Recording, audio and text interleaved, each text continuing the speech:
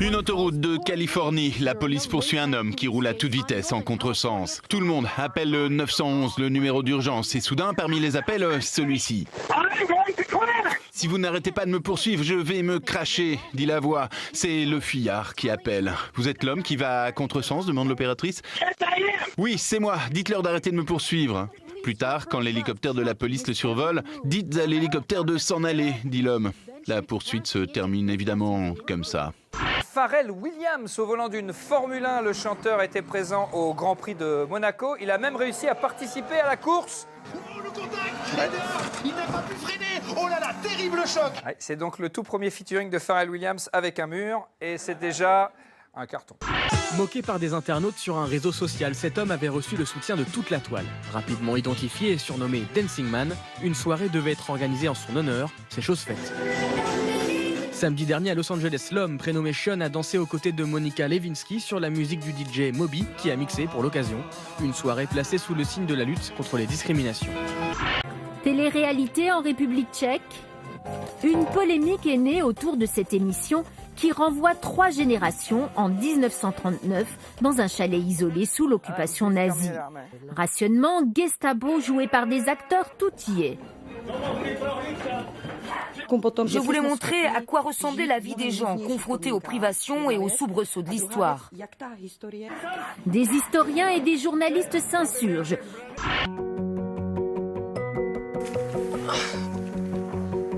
Merde, on est où là?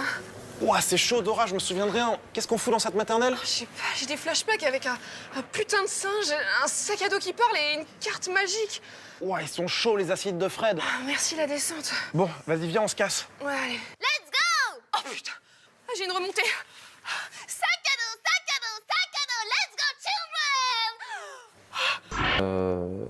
En fait, si on regarde le visage, à la naissance, le névus prenait à peu près la moitié du visage.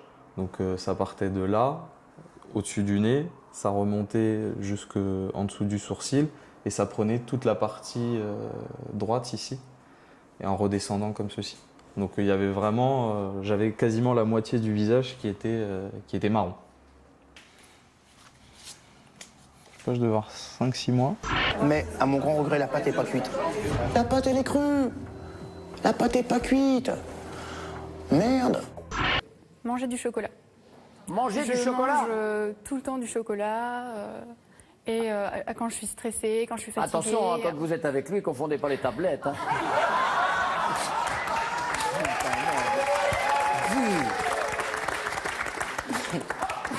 Je vais prendre encore une bonne barre chocolatée.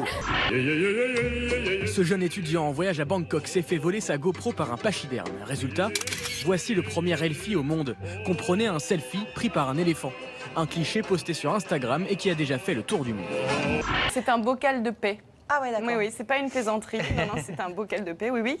En fait, que vous pouvez envoyer donc, à une personne à qui vous en voulez beaucoup avec un petit mot, histoire de lui faire comprendre et ressentir à quel point vous ne l'aimez pas ou à quel point vous la méprisez. Donc, vous pouvez... C'est immonde. C'est classieux. C'est très chic. Et alors, attendez, vous n'avez pas tout vu parce que... J'ai pas compris Finkielkraut, Michel. Finkielkraut, parce que Finkielkraut est un philosophe. Mais, et il a raison de faire ça, parce que l'idée est difficile à choper.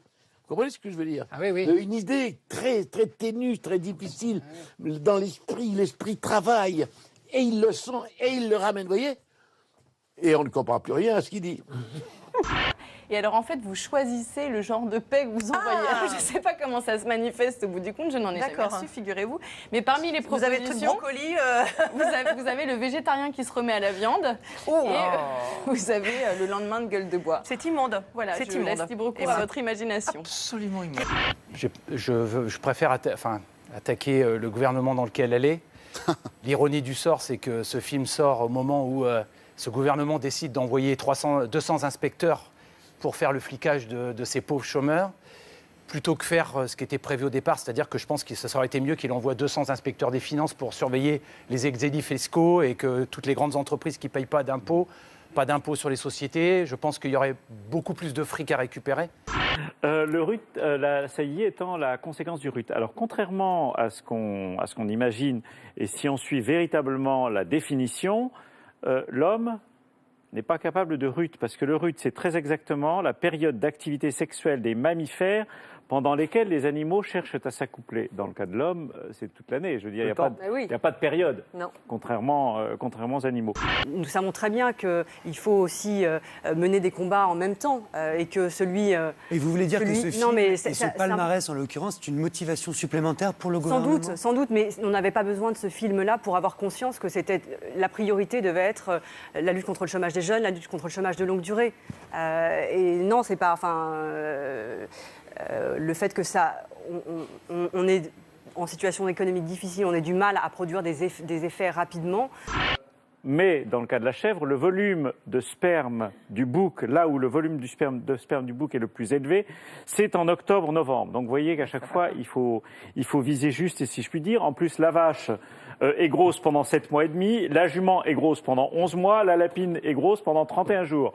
Ouais. Donc, ça on fait de l'insémination, Bertrand, pour résoudre le problème. Qu'on fait de l'insémination. C'est super compliqué quand on est étalon comme ça, il faut changer de partenaire, c'est un coup une chèvre, une jument, enfin bon, c'est... Exactement.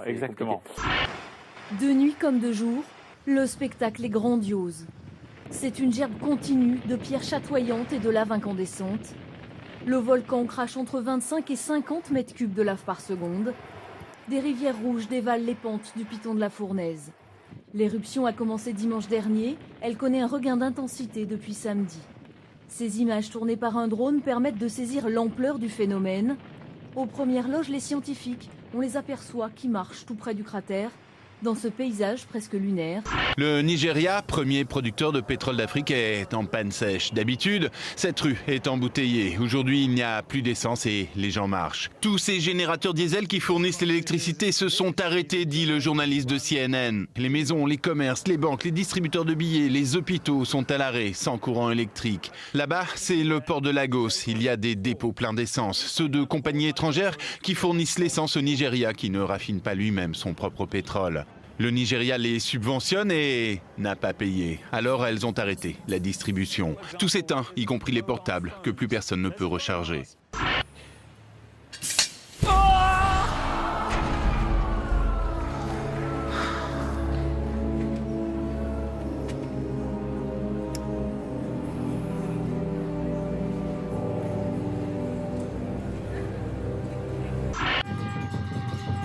32 personnes sont mortes ici il y a un mois. Dans la tradition bouddhiste, il faut prier les disparus 30 jours après le décès, afin que leur âme quitte la terre et soit acceptée au paradis. Alors les cérémonies ont lieu, au milieu des décombres malgré tout. Nous n'avons pas vraiment eu le temps de nous arrêter et de pleurer. Ma femme est partie, son âme est en paix. Maintenant, je dois m'occuper de tous ceux qui sont toujours en vie.